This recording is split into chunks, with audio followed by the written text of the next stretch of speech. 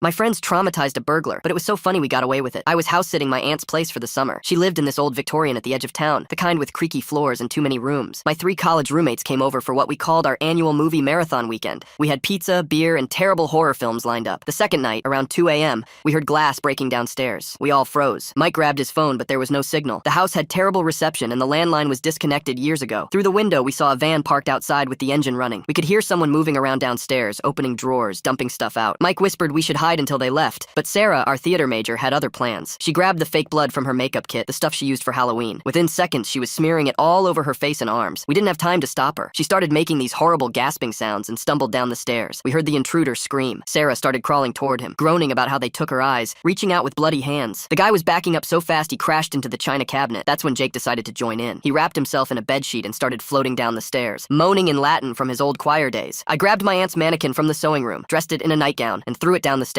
It landed with a crack that sounded exactly like breaking bones. The burglar was trapped between zombie Sarah crawling toward him and ghost Jake floating closer. He was whimpering, actually whimpering, trying to find the door he came in through. But Tom had already moved furniture to block it while he was distracted. For the next hour, we took turns. Sarah would disappear, then reappear covered in more fake blood. Jake started whispering numbers backwards from the corners. I played a recording of children singing on my phone and moved it around the walls. We even used fishing line to make pictures fall and doors slam. The guy eventually found a window and dove through it. He left his crowbar, his bag of our stuff, even one of his shoes. We watched from upstairs as he ran to his van, and it wouldn't start at first. When it finally did, he peeled out so fast he took out my aunt's mailbox. We called the cops in the morning and showed them the broken window and abandoned tools. They took fingerprints and said they'd been looking for this guy for months. He'd been hitting houses all over the county. 2 weeks later, they caught him trying to break into a church 3 towns over. The detective told us something interesting. When they arrested him, he was mumbling about a haunted house full of demons. He begged them not to send him back there. The cop said the guy actually looked relieved to be going to jail instead. My aunt still doesn't know the full story. We told her someone tried to break in, but ran off when we made noise. We fixed the window and even replaced the mailbox. But sometimes when I visit, I notice she's added more mannequins to her sewing room,